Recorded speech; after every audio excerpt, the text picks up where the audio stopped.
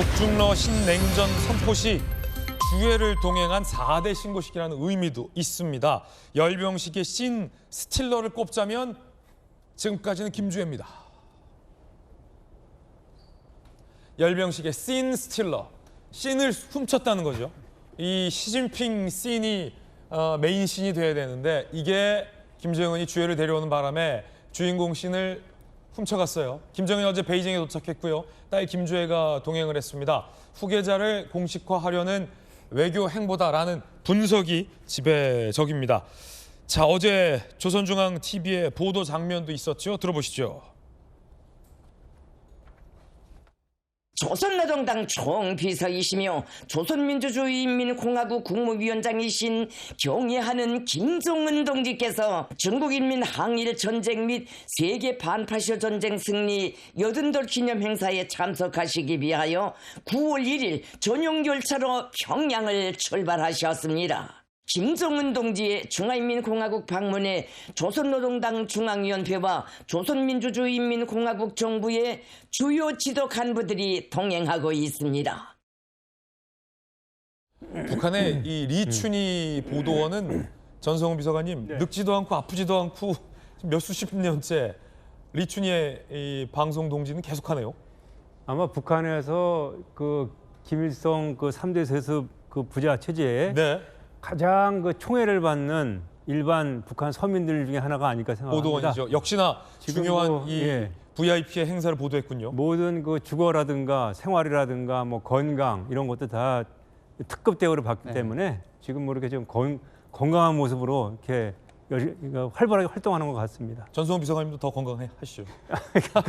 지금 김정은 뒤에 열차에서 내리는 인물이 김주혜잖아요. 네. 나이가 굉장히 어린데 네.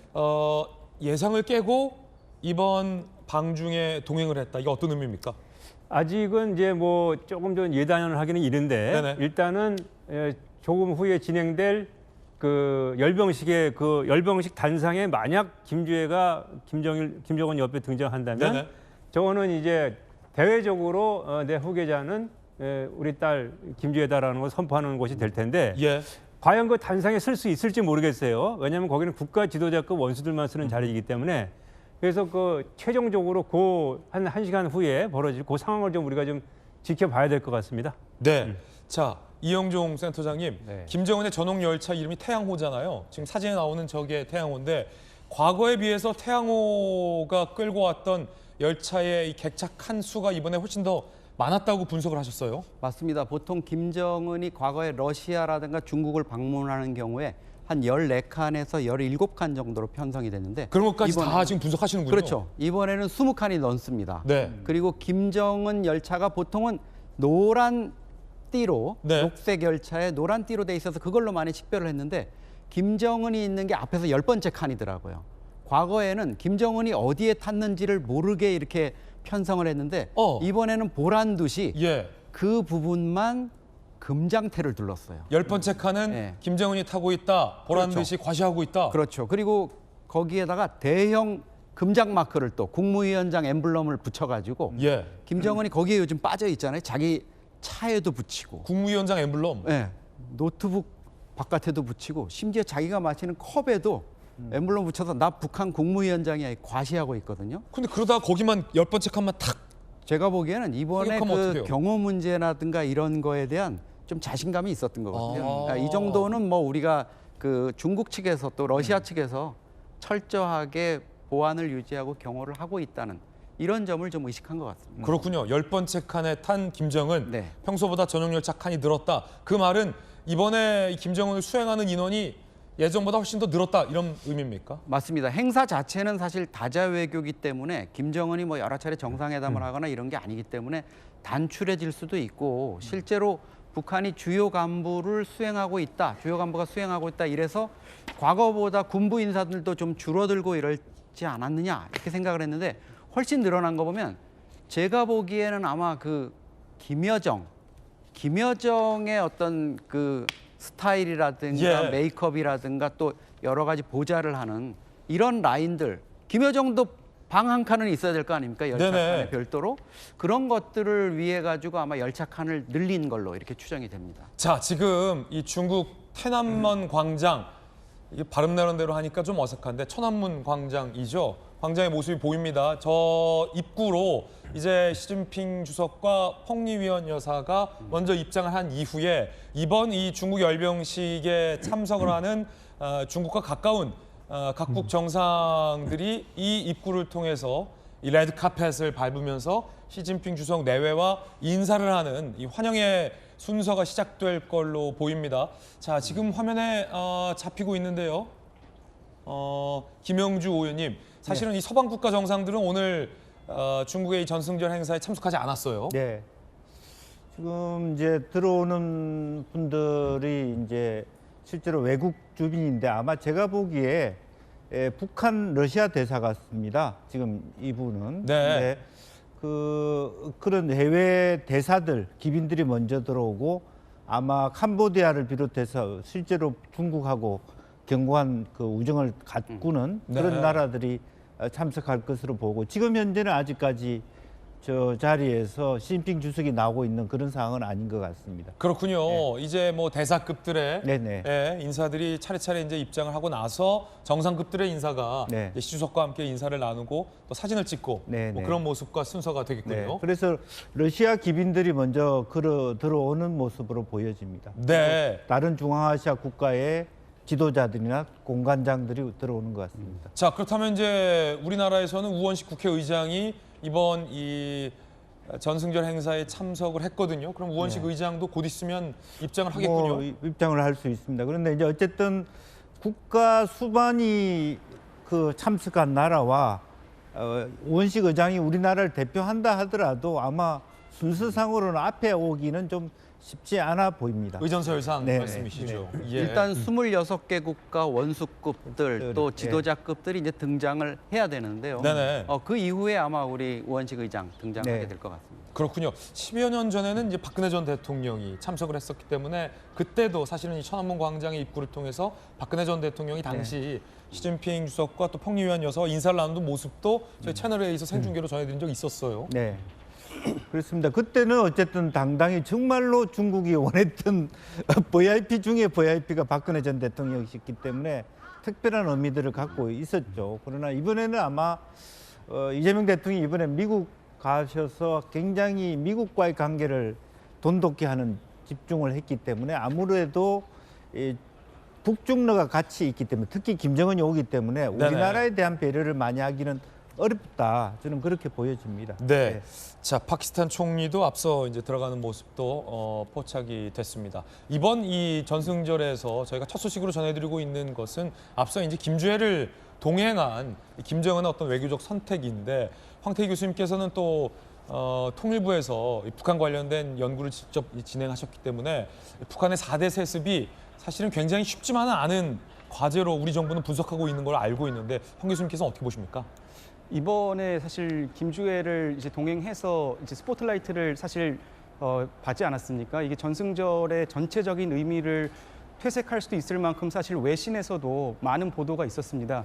이제 이 북한의 체제 자체가 사실 상당히 이제 특이한 만큼 김주애의 어떤 그 지위라든지 세습 가능성에 대해서 많은 이제 관심이 있는데 이 정도까지 김주애를 동행해서 외교 무대에 데리고 나가는 걸 보면 어느 정도 이제 세습 가능성이 꽤 크지 않은가 그렇게 네네. 보고 있습니다. 그렇군요. 조금 전에는 짐바브웨에 이제 대통령이 입장을 했는데 지금 보면 파키스탄, 뭐 짐바브웨, 이란 그러니까 이 주요 이 국제 무대에서의 어떤 국가들은 아니에요, 전성훈 비서관님. 그 요 행사 엊그제 그 천진에서 상해 협력 기구 중국이 주도하는 중앙아시아 또 제3세계 국가들의 모임이 있었습니다. 정상회의가. 거기 한 26개 국가 정상들이 참석했거든요. 근데 그 정상들이 대부분 지금 북경으로 옮겨서 요 열병식에 참석하고 있어요. 네. 그러니까 서방 국가들은 아니고 중앙아시아 국가들 또 이렇게 중국이라든가 러시아하고 뜻을 같이 하는 뭐 이렇게 아프리카라든가 중동 일부 지금 이란 대통령 나왔지만 네. 그런 나라들의 정상들이 지금 주로 이 열병식에 참석하고 있습니다. 조금 전에 입장했던 이 이란 대통령 같은 경우는 이 마수드 페제시키안 대통령인데 딸과 함께 입장을 했거든요. 그렇다면 김정은도 어쩌면 그렇게 김주애와 함께 이영종 센터장이 입장할 가능성이 크겠군요. 그렇죠. 충분한 가능성이 있죠. 왜냐하면 독재자로서의 이미지라든가 어떤 폭압적인 성격, 핵과 미사일 도발의 주범, 뭐 이런 거 이미지를 국제 무대에서 좀 벗어낼 수 있는 네. 이런 활용을 할 수 있을 것 같습니다. 그렇군요. 지금 콩고 대통령이 들어갔어요. 굉장히 뭐랄까요?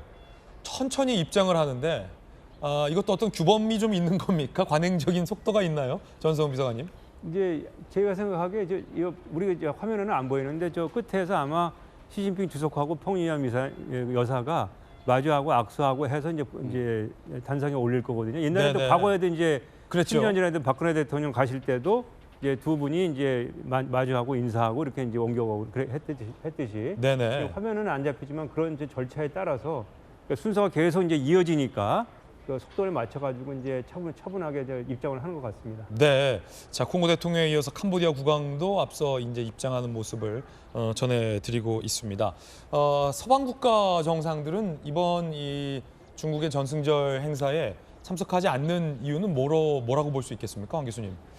사실 전승절의 의미를 생각해 보면 미국도 사실 중국과 함께 싸워서 이기지 않았습니까? 네네. 미국도 그 일원이 돼야 되는데 어떻게 하다 보니까 이 전승절의 의미 자체가 지금은 반서방 연대라든지 권위주의 체제끼리의 어떤 동맹이라든지 그런 식으로 약간 성격이 완전히 바뀐 것 같습니다. 특히 바로 며칠 전에 있었던 상하이 협력 기구는 어떻게 보면 경제 파트에 이제 협력을 얘기를 하지 않았습니까? 거기서 모디 총리가 굉장히 이제 스포트라이트를 받았는데 이번 전승절은 그와 다르게 이제 트럼프 행정부에 반대하는 그런 권위주의 체제 국가들끼리의 연대를 통해서 뭐 좌정훈, 우푸틴 뭐 이런 식으로 어떻게 보면 스포트라이트가 완전히 정치적으로 바뀌었다고 볼 수 있을 것 같습니다. 그렇군요.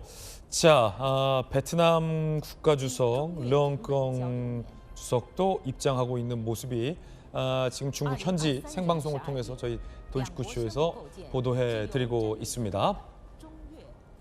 잠시 후에 김정은이 김주애와 함께 천안문 광장에 입장하는 모습이 등장하면 저희가 다시 생중계로 현장 연결을 해드리겠습니다. 자, 김주애의 등장과 관련된 이야기로 저희가 이야기의 서막을 열고 있습니다. 사실은 이 앞서 이제 황 교수님 분석해 주셨듯이 전성훈 비서관님, 예. 북한으로서도 김정은으로서도 반신반의일 겁니다. 아마 나까지는 어떻게 3대 세습을 이어왔지만 3대 세습을 이어오는 과정에서 사실은 이 리더십이 크게 1대, 2대 때에 비해 많이 흔들리고 약해진 것은 또 사실 아닙니까? 4대, 그것도 어린 딸, 여성, 김주애로의 4대 세습이 쉽지만은 않을 것이다. 김정은 입장에서도 굉장히 반신반의할 것 같아요. 어떻게 보십니까? 우리가 상식적으로 생각하기에 상당히 어려운 일을 지금 김정은이 하고 있는데 그거는 이제 뒤집어 놓고 보면은 김정은이 지금 현 체제, 북한 체제를 장악하고 있는 것에 대해서 상당히 자신감이 있다. 네네. 그리고 자기가 지명한 4대 세습으로 가는데 문제가 없다라는 자신감을 가지고 있는 것으로 볼 수 있어요. 특히 지금 만약에 김주애가 선택이 된다면 동양의 전통상 그 아들도 아니고 딸인데 그러면 그런 자신감은 과연 어디에서 나오는 것인가? 김정은의. 그거는 바로 핵을 완성했기 때문에 핵을 가지고 있는 지도부는 어느 누구도 쉽게 건드릴 수 없다라는 그러한 자신감에서 저는 저런 일련의 행동들이 나온다고 보고요. 이번에 사실 그 김정은이 이제 참여를 하게 되면은 핵 보유국으로서 중국, 러시아 다 핵 보유국 아닙니까? 세계 최대의 핵 보유국들과 같은 위상을 가지고 있는 소위 북한이 얘기하는 전략 국가로서의 국제적인 이미지를 갖게 되는 거거든요.